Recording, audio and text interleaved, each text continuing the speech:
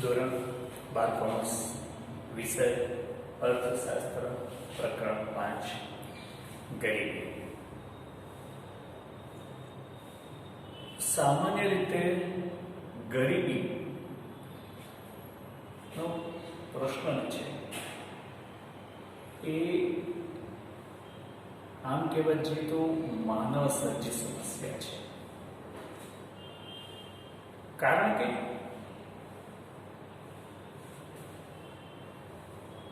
સમાજની અંદર આવકના ધોરણે આપણે સમાજને 3 વર્ગમાં વહેંચ્યો છે: ધનિક વર્ગ, મધ્યમ વર્ગ અને ગરીબ વર્ગ. તો સમાજની અંદર એક વર્ગ એવો છે કે જે પોતાની લઘુત્તમ જીવન જરૂરિયાત, લઘુત્તમ એટલે ઓછામાં ઓછી, એકદમ ન્યૂનતમ, એકદમ ઓછી જરૂરિયાત સંતોષવા માટે પણ એને ઘણો બધો સંઘર્ષ કરવો પડે છે. અને એ વર્તમાન સમયની અંદર વસ્તીનો મોટો ભાગ જોવા મળે છે. એની સામે એક વર્ગ એવો છે કે જે પોતાની જરૂરિયાત સરળતાથી સંતોષી શકે છે. એક વર્ગ એવો છે કે જે સવારે ઉઠીને ચા પાણી કરતા કરતા છાપો વાંચતો હોય છે. એને સવારના જમવાનો, નાસ્તાનો કે સવાર આખા દિવસની જરૂરિયાત સંતોષવાનો કોઈ સંઘર્ષ કરવો પડતો હોતો નથી. એની સામે ભારતની અંદર એક વર્ગ, મોટા ભાગ સમાજનો એક વર્ગ એવો છે જેને સવારે ઉઠીને શું ખાવું એ વિચાર કરવો પડે છે કે પોતાની લઘુત્તમ જીવન જરૂરિયાત અનાજની 2 ટંકનું ભોજન પણ એ સરળતાથી પ્રાપ્ત કરી શકતો નથી. કારણ આમ તો ભારતની માથાદીઠ આવક વર્તમાન સમયે અત્યારે એમ કહેવા જોઈએ તો અંદાજે $5,000 છે. શું? અંદાજે $5,000. આ ડોલરને આપણે રૂપિયાની અંદર રૂપાંતર કરીએ એટલે કે ડોલર એક અમેરિકાનું ચલણ છે અને એને આપણે ભારતીય ચલણમાં રૂપાંતર કરીએ તો માથાદીઠ આવક આપણી $3 લાખ અંદાજે થાય. તો અહીં આપણે જો માથાદીઠ આવક $3 લાખ ગણવામાં આવે છે, છતાં પણ ભારતમાં હજી પણ 20% થી 25% લોકો ગરીબી રેખા નીચે જીવે છે. શું? 20 થી 25%? તો ભારતની વસ્તી અત્યારે અંદાજે 130 કરોડ વસ્તી છે. 130 કરોડ વસ્તીમાંથી 31 કરોડ જેટલી વસ્તી, 31 નહીં પણ 32 કરોડ જેટલી વસ્તી એમ કહી શકીએ આપણે કે હજી પણ ગરીબી રેખા નીચે જીવે છે. અહીં ગરીબીનું ધોરણ નક્કી કરવા માટે પણ દરેક દેશના અલગ અલગ ધોરણો હોય છે. અહીં આપણું ગરીબીનું ધોરણ નક્કી કરવા માટે ખોરાક, કેલરી સાથેનો સંબંધ નક્કી કર્યો છે આપણે. પરંતુ આ સ્થિતિ કેમ જોવા મળે છે? આપણે એક બાજુ જોઈએ છીએ તો ભારતની માથાદીઠ $5,000 છે. માથાદીઠ આવક આપણે $5,000 હોય તો એની સામે 20 થી 25% લોકો હજી પણ ગરીબી રેખા નીચે જોતો. તેનું કારણ શું? આવકની અસમાન વહેંચણી. ભારતની માથાદીઠ આવક વધતી જાય છે પણ આવકનું અહીંયા આગળ કેન્દ્રીકરણ થયેલું જોવા મળે છે. કેન્દ્રીકરણ આવકની અસમાન વહેંચણી થઈ છે ભારતની અંદર, અને પુનઃવહેંચણી થવી જોઈએ તો ગરીબી રેખા, ગરીબી દૂર કરી શકાય. એક વર્ગની લઘુત્તમ જરૂરિયાતો સંતોષાતી નથી એટલે એમનું જીવન ધોરણ એકદમ ન્યૂનતમ કક્ષાનું છે. એક ધનિક વર્ગ એવો છે કે એનું જીવન ધોરણ ઊંચી કક્ષાનું છે. તો અહીં આગળ આ બે વચ્ચે અમુક આ બે વર્ગો વચ્ચે જ્યારે આવકને કારણે થઈને તેમના જીવન ધોરણના ભેદભાવને કારણે તેમનો અસંતોષ જોવા મળે છે, ઈર્ષા ભાવ જોવા મળે છે, વર્ગ વિગ્રહ જોવા મળે છે. અને આના જ માટે થઈને દેશની અંદર ઘણી અરાજકતા સર્જાઈ રહી છે.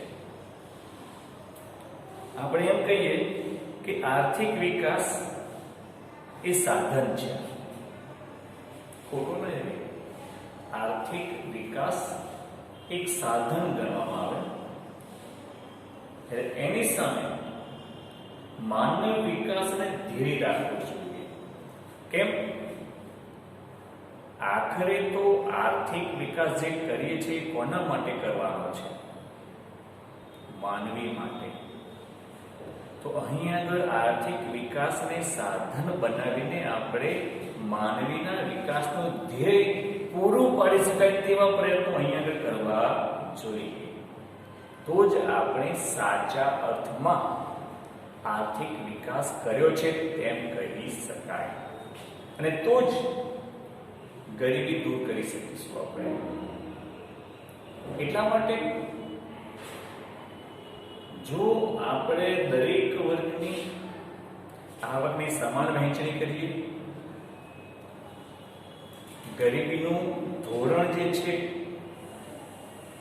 તેમાં માત્ર કેલરીને નહીં પણ માનવીના જીવનની અંદર, માનવીના જીવનને સ્પર્શતી દરેક બાબતોને, દાખલા તરીકે આપણે માનવ વિકાસ આંદોલનથી વખતે જ્ઞાન, અપેક્ષિત આયુષ્ય અને સારું જીવન ધોરણનો સમાવેશ કરીએ છીએ. એના દ્વારા આપણે માનવ વિકાસ આંક નક્કી કરીએ છીએ.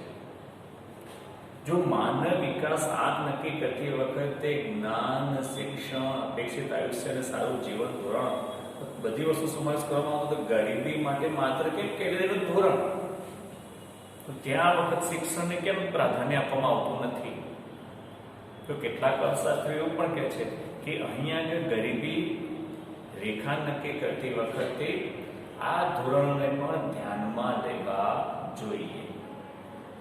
તો એને આધારે કેટલાક અર્થશાસ્ત્રીઓ અહીંયા આગળ ગરીબીનો અર્થ આપવાનો પ્રયત્ન કરે છે કે ગરીબી એટલે શું? કે લઘુત્તમ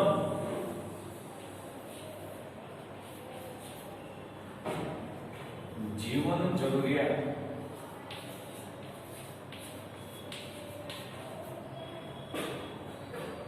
સંતોષી શકે નહીં.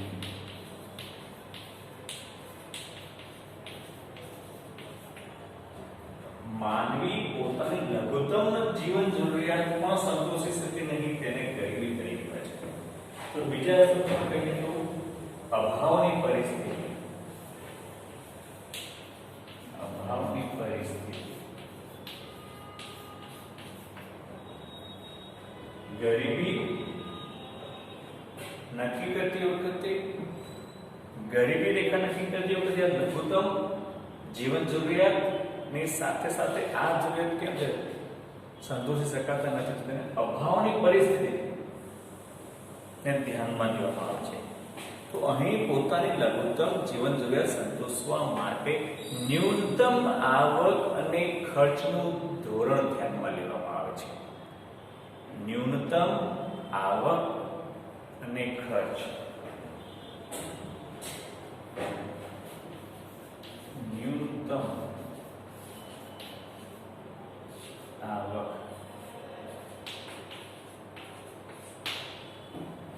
અહીં ગરીબી રેખા નક્કી કરતી વખતે લઘુત્તમ આવક ને ખર્ચની સપાટીને ધ્યાનમાં લેવામાં આવે છે કે આ નક્કી કરેલી આવક અને ખર્ચની સપાટી કરતા પણ જે વ્યક્તિ ઓછી આવક મેળવે છે તેને વ્યાપક ગરીબી તરીકે ઓળખવામાં આવે છે. વ્યાપક ગરીબી. અને જે વ્યક્તિ આ આવક અને ખર્ચની સપાટી કરતા પણ ઓછી આવક મેળવે છે અને તેને નીચે જીવે છે તેના સપાટી કરતા ઓછી આવક તે ગરીબી રેખા નીચે જીવે છે તેવું માનવામાં આવે છે.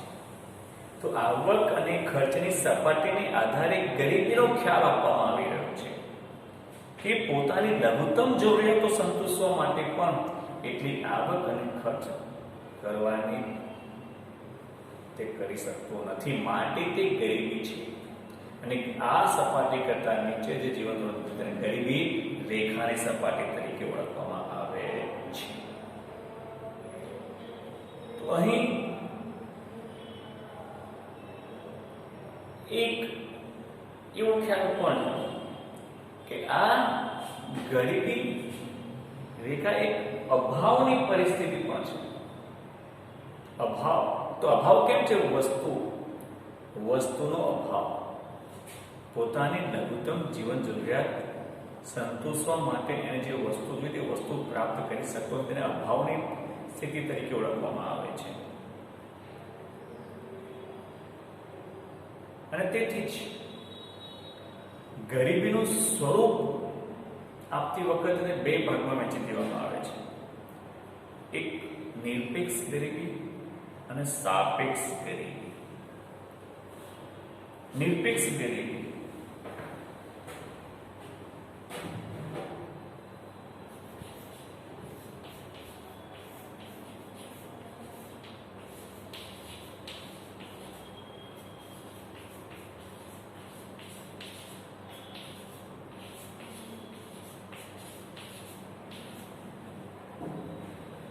સાપેક્ષ અને નિરપેક્ષ ગરીબી એક ગરીબીનું સ્વરૂપ કરવામાં આવે છે.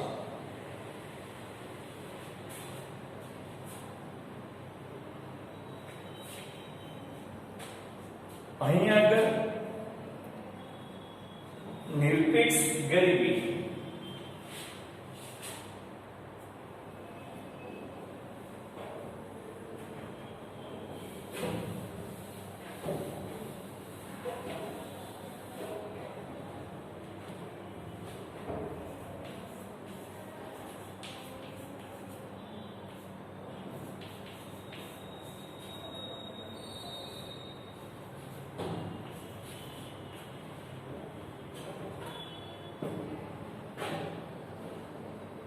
નિરપેક્ષ ગરીબી એ ગરીબી રેખાથી ઓછી આવક ધરાવતા વર્ગને નિરપેક્ષ ગરીબી કહે છે. ગરીબી આવક ખર્ચની સપાટી કરતા પણ ઓછી આવક.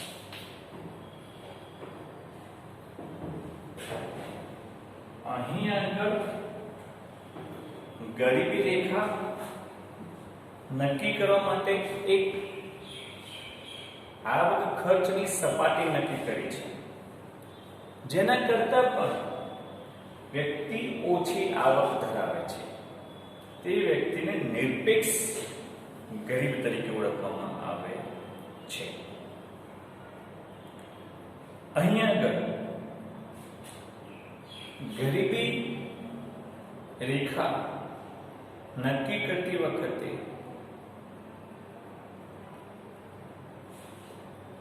લઘુત્તમ જરૂરિયાત એમાં પણ ખાસ કરીને 2 ટકનું અનાજ મેળવવા માટેની 2 ટકનું ભોજન મેળવવા માટેની પણ જે વ્યક્તિ વ્યવસ્થા નથી કરી શકતો, દૂધ, અનાજ, શાકભાજી, ફળ ફળાદી આ માત્ર અહીંયા આગળ 2% ભોજનની વાત કરી છે આપણે, બીજી વસ્તુની વાત નથી કરતા આપણે.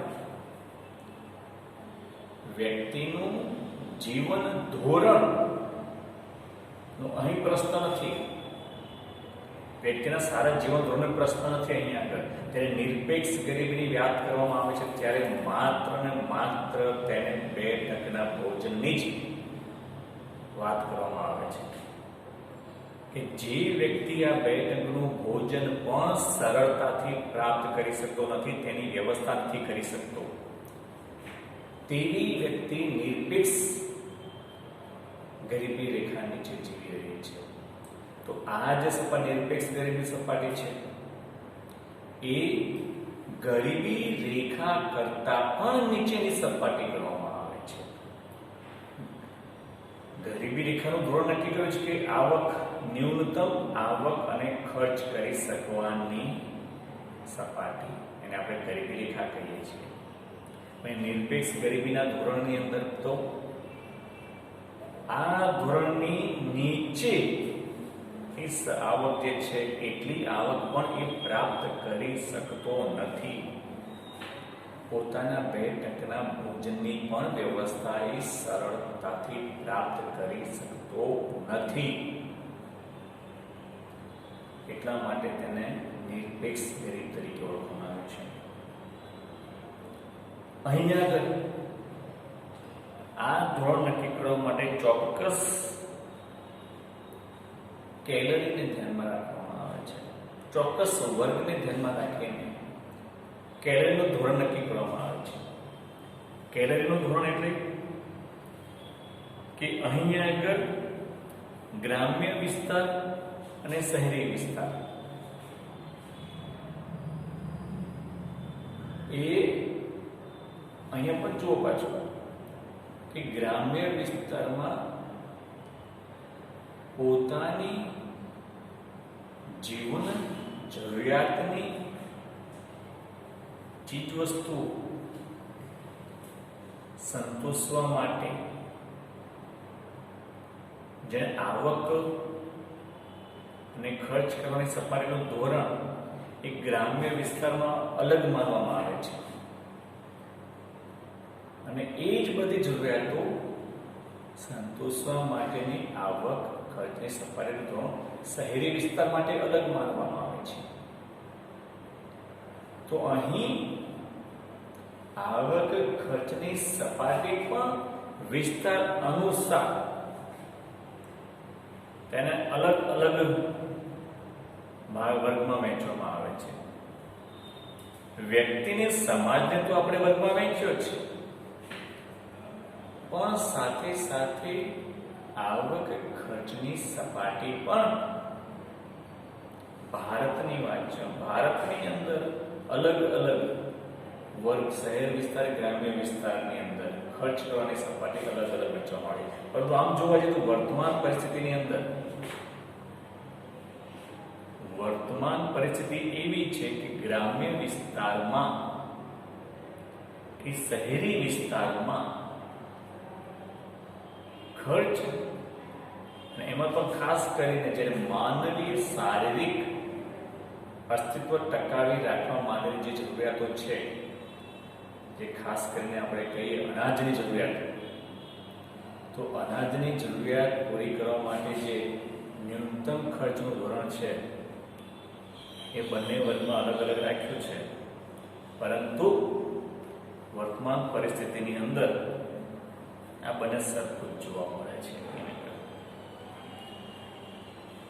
તો અહીંયા આગળ કેલરીના ધોરણની અંદર ગ્રામ્ય વિસ્તારની અંદર 2400 કેલરી વાળો ખોરાક પ્રાપ્ત થતો હોવો જોઈએ, જ્યારે શહેરી વિસ્તારની અંદર 2200 કેલરી વાળો ખોરાક પ્રાપ્ત થતો હોવો જોઈએ તેવું માનવામાં આવે છે.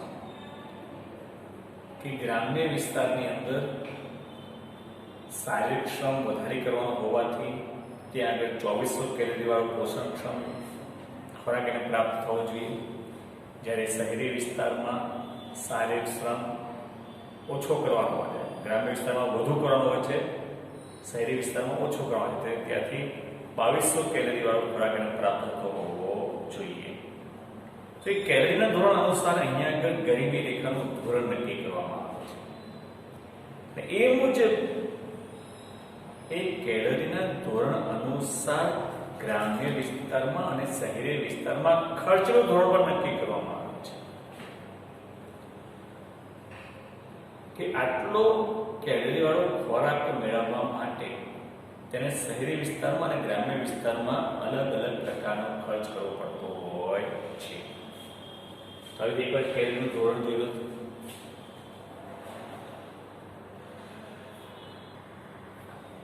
તો આની ઉપરથી એમ કહી શકાય કે અહીં માત્ર જ્યારે ખરીદી મતલબ કેલરીનું ધોરણ આપણે જ્યારે ગરીબી રેખાનું ધોરણ નક્કી કરીએ તો એનો મતલબ એ થયો કે આ માત્ર ભૂખમરાની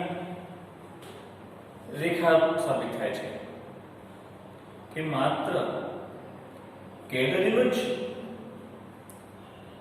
ધોરણ નક્કી કરીએ તો એ એક અને ભારતની અંદર પણ આની વાત કરીએ જ્યારે કેલરીનું ધોરણ તો માત્ર એ માનવીની ભૂખ સંતોષવાની પરિસ્થિતિને આધારે જ ગરીબી રેખા નક્કી કરવામાં આવે. તો આ એક ભૂખમરાની પરિસ્થિતિ ભૂખમરાની રેખા તરીકે ઓળખી શકીએ આપણે. પણ ગરીબીનું ધોરણ નક્કી કરતી માત્ર અનાજની જરૂરિયાત કે ભૂખ સંતોષવાની જરૂરિયાત જ આપણી જરૂરિયાત એક નથી. એના સિવાય પણ આપણે ઘણી બધી જરૂરિયાતો છે. તો અહીં જ્યારે ગરીબ કેલરીનું ધોરણ મેળવવા માટે અમુક 1969 માં 60-61ની ભાવ સપાટીએ 1969 ની અંદર માસિક માથાદીઠ ખર્ચ 20 રૂપિયા નક્કી કરવામાં આવ્યો હતો ગ્રામ્ય વિસ્તારની અંદર. પછી જે પ્રોફેસર દાંડેકર સમિતિએ 1969 ની અંદર આ ખર્ચ વધારીને 22.5 ગ્રામ્ય વિસ્તાર માટે અને શહેરી વિસ્તાર માટે 25.7 નક્કી કર્યો હતો. આ જો અહીં માસિક ખર્ચનું ધોરણ બહુ ફેરફાર જોવા મળતો નથી, પરંતુ આટલો ખર્ચ 1960-61 ની ભાવ સપાટી 1969 ની અંદર આ ખર્ચનું ધોરણ નક્કી કરવામાં આવેલું છે. તે અનુસાર ગરીબી રેખા નક્કી કરવામાં આવે છે અને તે અનુસાર ગરીબીની ટકાવારી નક્કી કરવામાં આવે છે. પરંતુ વર્તમાન સમયની અંદર આ ધોરણ ચાલી શકે તેવું નથી. ત્યારબાદ તેંડુલકર સમિતિની રચના કરવામાં આવી.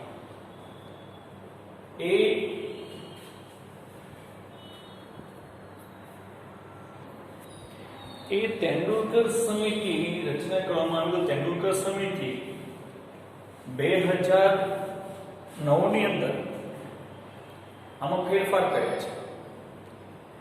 કારણ કે જેમ સમય જતો જાય 2009 વર્તમાન પરિસ્થિતિ હજી આગળ જતો તો 2009 ની અંદર આ સપાટીમાં આવકના ધોરણમાં ફેરફાર કરવામાં આવે છે. તેમાં શિક્ષણ, જ્ઞાન, અભ્યાસ જે અમુક ધોરણનો સમાવેશ કરીને 2014 ની અંદર તેંડુલકર સમિતિએ કરેલા સર્વે અનુસાર 2014 માં તેમણે ગ્રામીણ ક્ષેત્રની અંદર આ ખર્ચ ₹840 નક્કી કર્યો છે માસિક ખર્ચ માથાદીઠ. ત્યારે શહેરી વિસ્તારમાં તે 1000 નક્કી કરવામાં આવે છે. એટલે કે સ્વાભાવિક છે જેમ જેમ સમય જતો જાય તેમ તેમ આવકના ધોરણની સાથે ખર્ચનું ધોરણ પણ ફેરફાર થતો હોવો જોઈએ. તો અહીં આગળ તેંડુલકર સમિતિના દ્વારા આવક ખર્ચની સપાટીમાં ફેરફાર કરીને ગરીબી રેખાનું ધોરણ પણ અલગ અલગ નક્કી કરવામાં આવે છે. અને આંતરરાષ્ટ્રીય કક્ષાએ તો આ ધોરણો અલગ અલગ જોવા મળે છે. તો આંતરરાષ્ટ્રીય કક્ષાએ દૈનિક ધોરણે ગરીબી રેખા નક્કી કરવામાં આવે છે. અહીંયા આપણે માસિક ધોરણે ગરીબી રેખા નક્કી કરીએ છીએ. તો આંતરરાષ્ટ્રીય કક્ષાએ દૈનિક ધોરણે કે ત્યાં આગળ શરૂઆતમાં જ્યારે $1.25 દૈનિક માથાદીઠ આવક જે $1.25 કરતાં ઓછી હોય તેને ગરીબી રેખા તરીકે નીચે જીવતા એમ કહેવામાં આવતું. પરંતુ 2015માં આનું ધોરણ $1.90 કરવામાં આવ્યું છે. તો આનો મતલબ આંતરરાષ્ટ્રીય કક્ષાએ, રાષ્ટ્રીય કક્ષાએ, રાજ્ય કક્ષાએ આમ જોવા જઈએ તો દરેક દેશના ગરીબીના ધોરણો અલગ અલગ જોવા મળે છે. ગરીબી માપનના ધોરણો જે તે દેશમાં અલગ અલગ જોવા મળે છે. ભારતમાં ખાસ કરીને માત્ર કેલરીનું ધોરણ ધ્યાનમાં લીધું છે અને એ પણ માસિક ખર્ચના ધોરણે, જ્યારે આંતરરાષ્ટ્રીય કક્ષાએ દૈનિક ધોરણે ગરીબી રેખાનું સપાટી નક્કી કરવામાં આવે છે. તો આજનું તમારું હોમવર્ક છે ગરીબી રેખા એટલે શું, તેના માટે કયા ધોરણો, ભારતમાં ગરીબી માપવા માટે કયા ધોરણો લાગુ કરવામાં આવ્યા છે, આંતરરાષ્ટ્રીય કક્ષાએ કયા કયા ધોરણો છે તે તમારે તૈયાર કરવું.